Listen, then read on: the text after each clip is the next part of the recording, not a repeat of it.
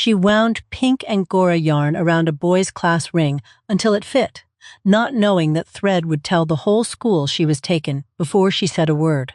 Back then, falling for someone followed a ladder everyone understood without ever writing it down. You started dating around, you went steady, you got pinned, and then, if you were lucky, you got engaged.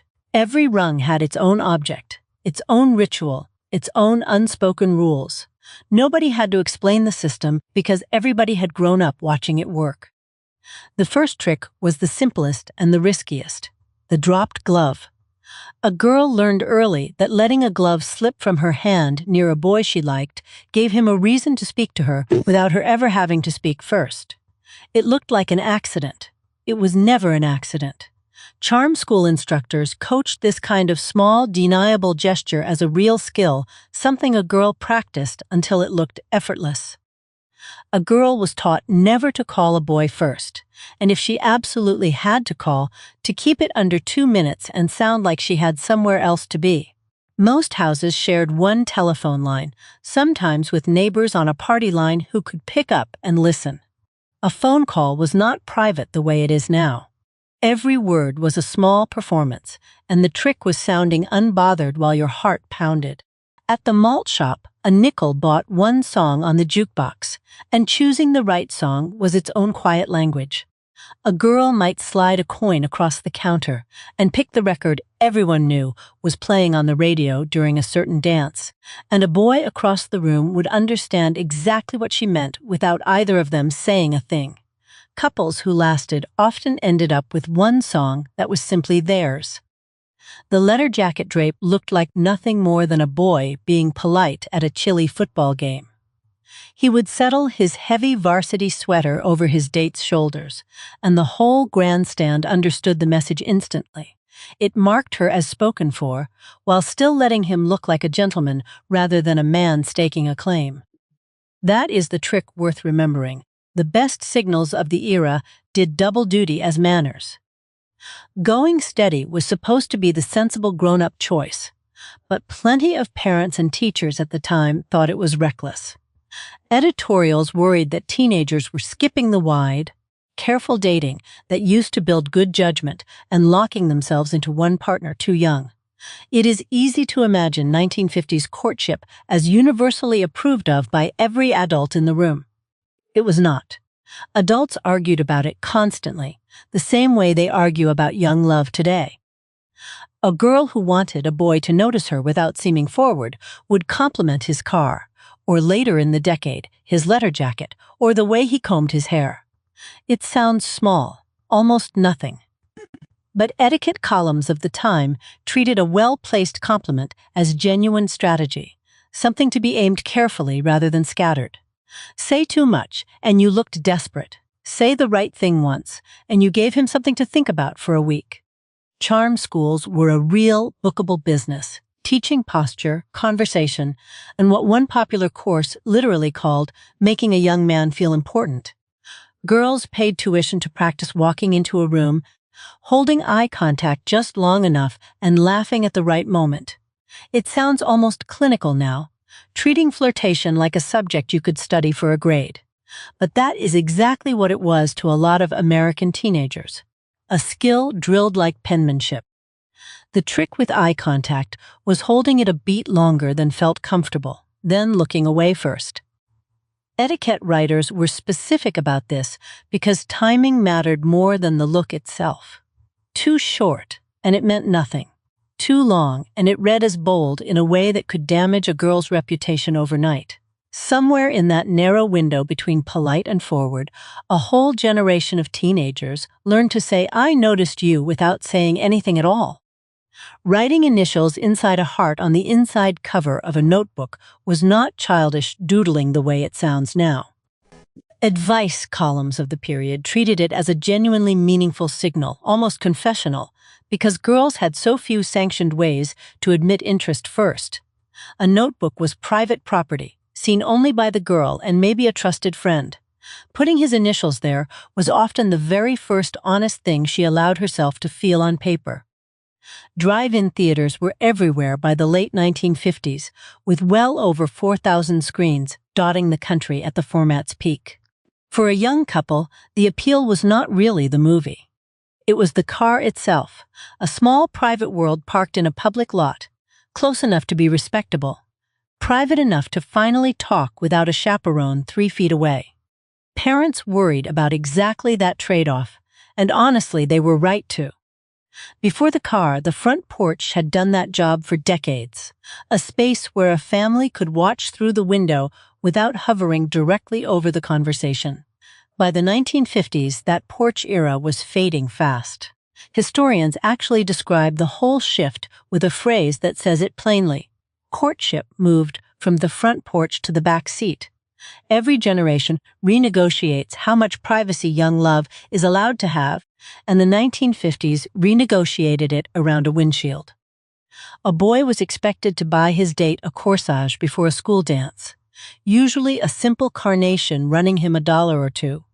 Though a girl who received an orchid corsage knew instantly her date had spent something closer to a week's allowance to impress her. The flower itself was never really the point. It was proof, pinned right over the heart, that he had planned ahead and that he had wanted people to see it. Choosing which corsage to buy was itself a small act of flirting, because a boy who noticed his date's dress color and matched the ribbon to it was telling her he had paid attention to more than just the date itself. Florists of the era knew this and would ask a boy what color she was wearing before he had even finished ordering. It turned a simple purchase into a quiet test of how closely he had actually been listening to her. Chaperones stood at nearly every school dance, sock hop, and church social of the decade, and most teenagers simply accepted it as the price of being allowed to socialize at all. That supervision pushed real flirtation underground, into glances and gestures small enough to slip past a watching teacher. The trick was never about getting away from the chaperone. It was about learning to say everything that mattered while standing 3 feet from one. At a dance, asking, "May I have?" This dance was practically scripted, but the trick lived in what happened after the music started.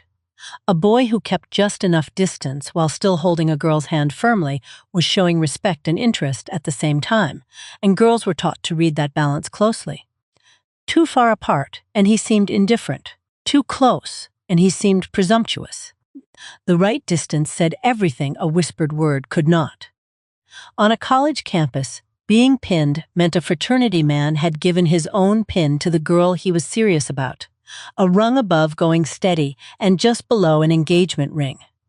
The night it happened, his fraternity brothers would often walk to her sorority house and serenade her right there on the lawn, announcing the whole thing to every girl within earshot. There was no quiet way to get pinned. It was designed, on purpose, to be witnessed. The escalation from dating to going steady to pinned to engaged was not just tradition, it was practically a public record. Everyone in a school or on a campus could look at a girl and, from the object she was wearing that week, tell exactly where she stood with a boy. It sounds rigid to modern ears, and it was. But there was also something the ambiguity of today's dating world simply cannot offer. Nobody had to guess where they stood.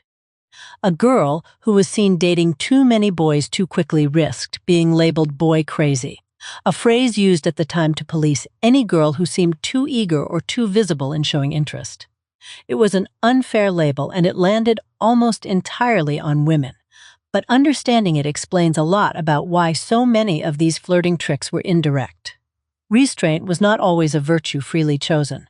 Sometimes it was the only safe option available. Beneath the restraint, though, girls of the era were often quietly running the whole show. A girl could steer a boy toward asking her out simply by mentioning, within earshot of the right friend, that she was free on Saturday, knowing full well the message would travel back to him within the hour.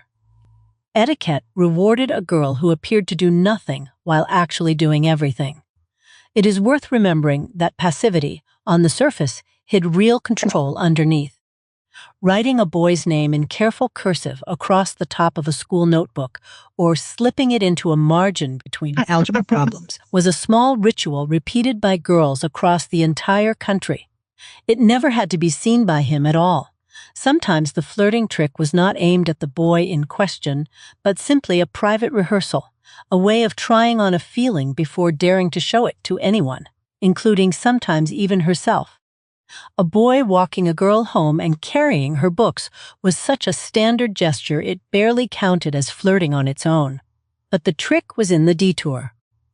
A boy who was interested would find a reason to take the longer route, past the drugstore, around the block with the good trees, anything that bought 5 more minutes of conversation. Nobody ever announced it out loud. Everybody involved understood exactly what a longer walk home actually meant. At the roller rink, a boy skating up to offer his hand for a couples-only song was one of the more direct moves allowed to him, and turning him down publicly carried real social weight, so a girl who wanted to say yes without seeming too eager would let him ask twice. It gave her the appearance of hesitation while still ending exactly where she wanted to end up, hand in hand, circling the rink under colored lights. 17 magazine, already a major voice for teenage girls by the early 1950s, ran advice columns answering real letters about exactly how far a girl could go in, showing she liked someone. The advice was consistent: show interest, but let him think it was his idea. It is easy to read that now and wince a little. But it is worth remembering, these were teenagers navigating real fear of rejection, using the only rulebook their culture had given them. A girl learning to laugh at the right moment was treated as a genuine skill, not a natural gift everyone simply had. Charm instructors taught timing specifically because a laugh that landed a half-second too late read as forced, and one that landed too early read as impatient. It sounds almost absurd to drill something so small, but mastering it meant a girl could make a nervous boy feel, for just a moment, like the funniest person alive. A boy showing up early to walk a girl to her front door, rather than simply honking from the car, was a small courtesy that carried outsized weight with her parents watching from the window. Fathers of the era judged a suitor almost entirely on those first 30 seconds at the door. A firm handshake, direct eye contact, a promise to have her home by a specific hour. The flirting, in a sense, had to survive that gauntlet before it ever really began. The curfew itself became an unlikely flirting tool. A boy who got his date home 5 minutes early looked responsible to her parents, which mattered more than people admit, because winning over the parents was often step 1 in winning a second date at all. A punctual boy was quietly telling an entire household that he could be trusted, and trust, more than charm, was usually what actually opened the door to a second evening together. Some girls kept a small autograph book, not unlike a yearbook, where friends and admirers alike wrote short rhymes or well wishes. A boy who wanted to signal interest without any real risk would write something warmer than his friends had, a line just a shade more personal, tucked among dozens of ordinary entries. It was flirting hidden in plain sight, safe because it could always be explained away as nothing more than a friendly note. Wearing a boy's fraternity or club pin on the collar of her blouse, even before formal pinning, let a girl test the waters of exclusivity without making any real commitment. If he asked for it back within a week, she knew where she stood without ever having to ask him directly. It functioned almost like a trial engagement in miniature, small enough to walk away from, public enough to still mean something to everyone watching. Handwritten notes passed between classes were carefully folded into specific shapes, sometimes a small paper football or a tight triangle, a visual code that told the recipient at a glance whether the note was gossip, homework help, or something more. A note folded a certain way could travel through 3 sets of hands in a crowded hallway and arrive completely unread by anyone except the intended person, a surprisingly reliable privacy system built entirely out of paper. At the diner counter, sharing 1 milkshake with 2 straws was such a recognizable courtship image that it became shorthand for the entire decade. The trick was rarely about the milkshake itself. It was an excuse to sit shoulder to shoulder rather than across a booth, close enough to talk quietly while still, technically, doing something as innocent as ordering dessert. Small physical closeness, engineered through something as harmless as a shared drink, did a lot of quiet work. A girl learning to dance well was not just about the dance itself. Being a genuinely good partner on the floor, following a lead confidently during the jitterbug or a slow number, made a boy look good in front of the whole gymnasium, and boys noticed exactly who made them look good. Dance, skill, functioned as a kind of currency at every sock hop, something practiced at home in front of a mirror, precisely so it would pay off in public. Rock and roll's sudden rise in the middle of the decade changed the physical vocabulary of flirting almost overnight. Slower ballroom holds gave way to faster, looser dancing that put more space between partners, but also demanded more visible energy and confidence. A boy who could keep up on a fast number, without looking foolish, suddenly had a new way to impress a girl that had nothing to do with a car or a corsage at all, just rhythm. Sharing a hymnal at church or a program at a school assembly gave a boy and girl a legitimate chaperone-approved reason to sit close and lean in together, whispering the page number instead of anything personal. It was one of the few sanctioned moments of physical proximity available in a fully supervised setting, and plenty of quiet flirtation happened in exactly that small borrowed space between two people holding one shared piece of paper. A girl choosing her seat at a school assembly or a church social carried real intention behind it, sliding into the row just behind a boy she liked rather than beside him, close enough to be noticed, far enough to look accidental. Etiquette of the era rewarded exactly this kind of geometry. Nothing had to be said. A seat chosen carefully could do the same work as an entire conversation, and it carried far less risk of rejection. A boy carrying a girl's school books was practically ceremonial by the mid-1950s, so common it appeared in nearly every yearbook photo spread of the decade. But a boy who noticed which books she actually needed for homework that night and made sure those specific ones ended up on top was showing a kind of attentiveness that stood out. The gesture itself was standard. The care taken inside it was where the real flirting happened. A well-chosen nickname, used only between two people and never repeated in front of friends, created an instant sense of a private world. Etiquette columns actually warned against this kind of intimacy moving too fast, which tells you how effective it was. A boy who started calling a girl something only he called her was drawing a small circle around the two of them, and circles like that were exactly what going steady was built from. Saving a specific seat next to her at the movies, arriving early just to do it, was a small act boys used to signal seriousness without a single word exchanged beforehand. If she showed up and sat down without hesitation, both of them understood something had shifted. If she chose a different seat, the message was just clear, just as silent. The movie theater, like the drive-in, became a stage where small decisions carried outsized meaning. Not every trick worked, and etiquette columns of the period spent just as much time warning against overplaying a hand as they did teaching subtlety. A girl who laid it on too thick, too many compliments, too much attention, risked being labeled forward, a real and damaging accusation at the time. The whole system rewarded restraint, precisely because restraint was rare and therefore noticeable. Overdoing it broke the spell faster than doing nothing at all. A boy learning to compliment a girl's mother, praising her cooking or her hospitality at the front door, was quietly courting the whole household rather than just the daughter. Mothers of the era had real influence over which suitors were welcomed back a second time, and a smart young man understood that winning her over made every future visit easier. Flirting, in this sense, was rarely aimed at just one person. It was aimed at an entire family's approval.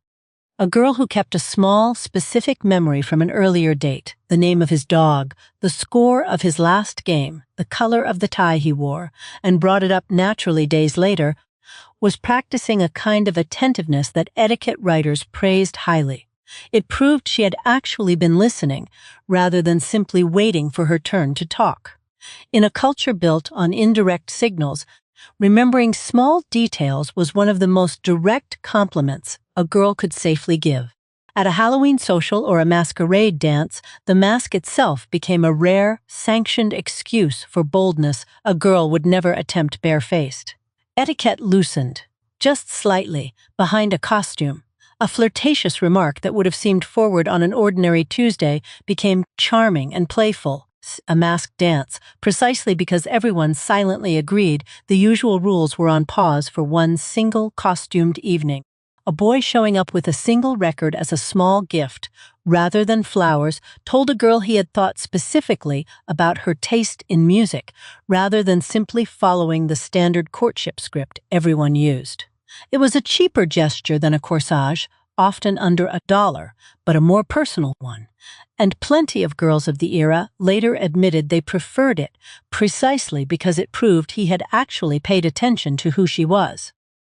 The high school newspaper's gossip column was a genuine social force, printing coy references to who had been seen together at the drive-in or who had worn whose ring that week. Getting mentioned even obliquely could cement a couple's status overnight, and some couples were rumored to have leaked small details to the newspaper staff themselves, nudging their own romance into print. Reputation management, it turns out, is not a modern invention at all.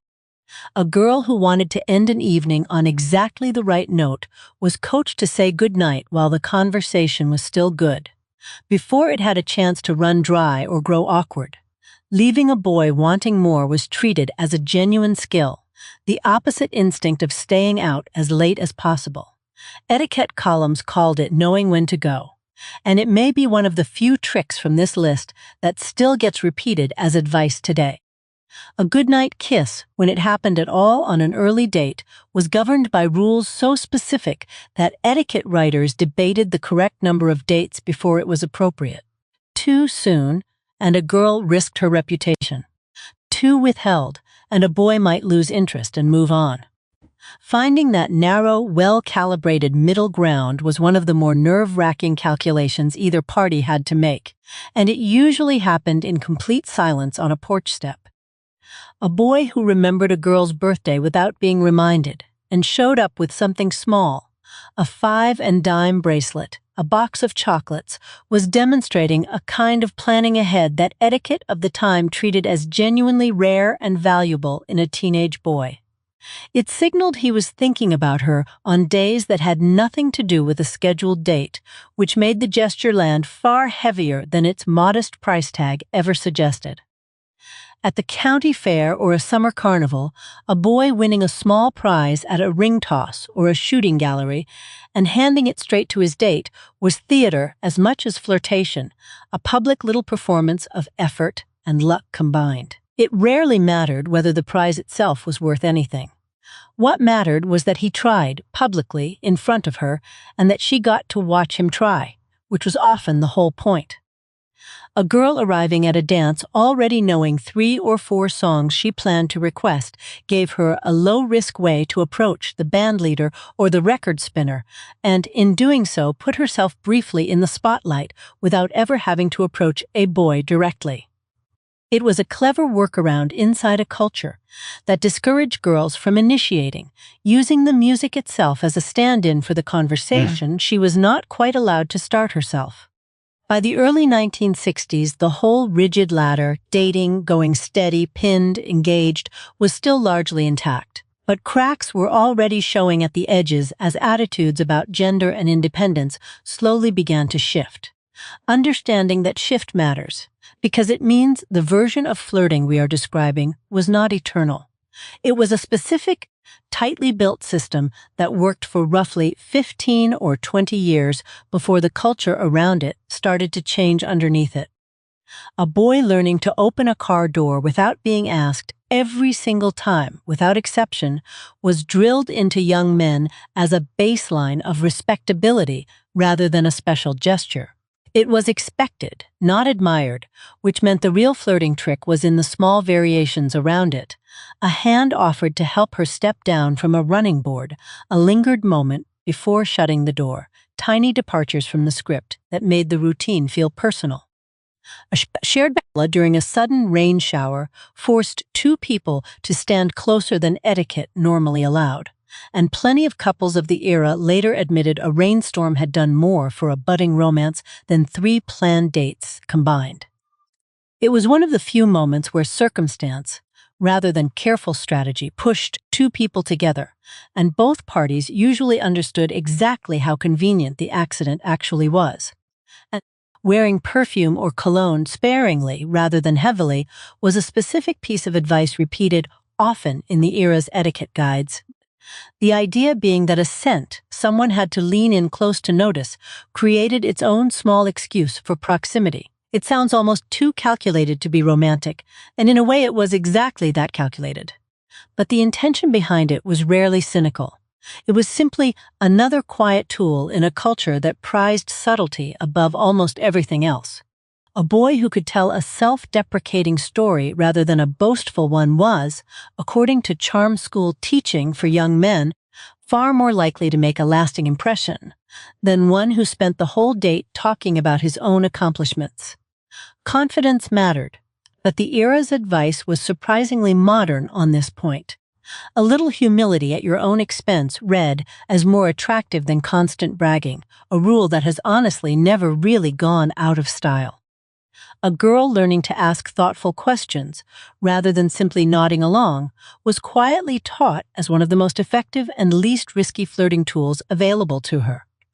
A question about his plans after graduation, his family, his favorite team, gave a nervous boy an easy way to keep talking while also making him feel genuinely interesting. It cost her nothing, carried almost no social risk, and often did more work than any dropped glove ever could. A boy showing up with a clean, freshly pressed shirt, even for a casual malt shop date, signaled effort in a culture that read small details as evidence of seriousness. Etiquette columns for young men were surprisingly blunt about this, warning that a sloppy appearance told a girl exactly how much thought had gone into the evening. It was not vanity so much as respect, dressed up as a pressed collar and a clean pair of shoes. A girl who could ride comfortably in the passenger seat without fussing over her hair the whole drive, laughing instead when the wind mussed it, was seen as easygoing in a way that etiquette writers genuinely praised. It sounds small, but the underlying advice holds up. The ability to not take yourself too seriously in front of someone you like was, then as now, quietly magnetic, more so than any perfectly maintained hairstyle ever managed to be.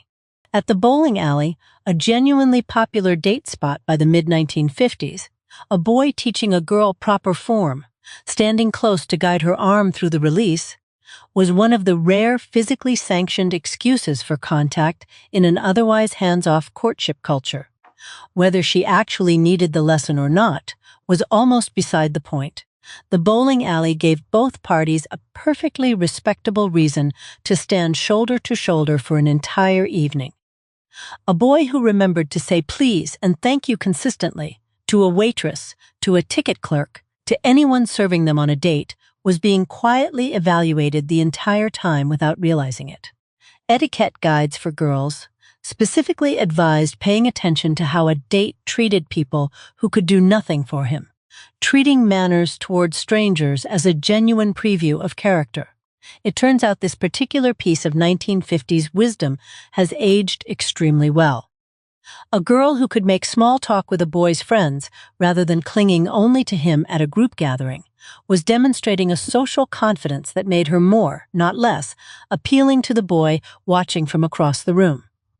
Being liked by his circle mattered enormously in a culture built on group activities, sock hops, and football games, and church socials, where a couple rarely spent time entirely alone until they were seriously steady.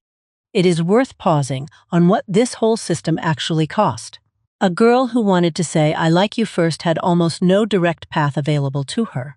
Every trick on this list, the glove, the notebook, the requested song, existed precisely because that direct door was closed.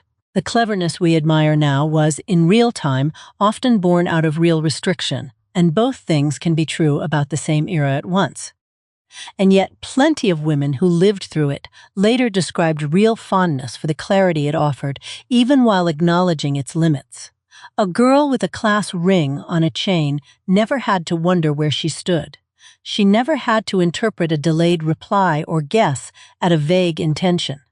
Whatever else the system took from her, it rarely left her confused about whether she was actually being courted. A boy who showed up to a first date having actually planned something, a specific movie time, a reserved spot at the malt shop counter, rather than a vague "let's see what happens," was signaling seriousness in a way that etiquette of the time treated as the bare minimum of respect. Vagueness read as carelessness. A plan, even a modest one, told a girl she had been worth the 10 minutes it took him to think ahead. A girl waiting to be walked to her front door, rather than hopping out of the car the moment it stopped, gave a boy his final chance of the evening to say something meaningful before good night. That last 30 seconds on the porch step carried enormous weight, more than the entire date sometimes, because it was the one unscripted moment left after everything else had gone according to plan. A boy who kept a small photograph of his steady girl in his wallet and who did not hide the fact that he showed it to friends was making a quiet, low-cost declaration that carried real weight among teenage boys of the era. Bragging outright about a girlfriend was considered poor form, but a wallet photo, produced almost reluctantly when asked, let him show pride without ever having to say a boastful word out loud.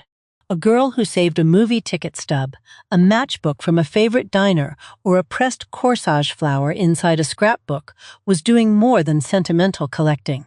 These small kept objects functioned as private proof of a courtship's seriousness, something to look back on later and measure how far things had come. Decades later, plenty of these very scrapbooks are what modern historians actually rely on to reconstruct exactly how this whole quiet language of flirting really worked. By the time a couple reached the pinned stage, the flirting tricks of the earlier rungs, the dropped glove, the held glance, the aimed compliment, mostly fell away, replaced by a settled, quieter kind of attention. That shift itself is worth noticing. The elaborate signaling system was designed for uncertainty. Once two people had climbed high enough on the ladder, the uncertainty was gone, and so gradually was the need for all that careful indirection. None of this means the era deserves a rose-colored retelling. Real limits sat underneath every gesture on this list: a girl who could not call first, a reputation that could be damaged by a single misread glance, a whole vocabulary of restraint built because directness was not safely available to her. Appreciating the ritual does not require pretending the restrictions around it were fair, and this channel has never asked you to pretend that. What is worth carrying forward is not the restriction but the intentionality underneath it. Every trick on this list required a person to actually pay attention to a favorite song, a birth, a small habit, a color of dress, and to act on that attention in a specific, deliberate way. That kind of noticing did not need a rigid social ladder to work. It only needed someone willing to slow down enough to actually pay attention. A lot of what is described here as intentional dating clarity, a clear signal, a shared ritual, an unambiguous next step, is exactly what many people today say they wish modern dating still offered. Nobody is suggesting we bring back party lines or curfews. But a dropped glove, in its own small way, understood something worth remembering. That attention, expressed carefully and specifically, has always meant more than attention expressed loudly and often. 25 tricks, and every single one of them boiled down to the same quiet skill: paying close enough attention to someone that a small gesture could say what an entire conversation might have taken too long to say out loud. The class ring on the chain, the song requested at the counter, the corsage matched to a dress. None of it was really about the objects. It was about a generation that took the trouble to notice. I keep coming back to that girl winding Angora yarn around a ring that did not fit her yet, patient enough to make it work, confident enough to wear it anyway. That is the whole story of this era in one small image. Nothing about it was effortless. Every bit of it was practiced, patient, and specific, and maybe that is exactly what made it feel like it mattered so much when it finally worked. If you love sitting with me inside these old, careful codes of courtship, stay a while longer. I have more stories like this one, real rituals from real dating columns and charm school lessons, waiting for you. Subscribe. And let's keep bringing this forgotten world back to life together. One small gesture, one ring on a chain, one quiet Saturday evening at a time.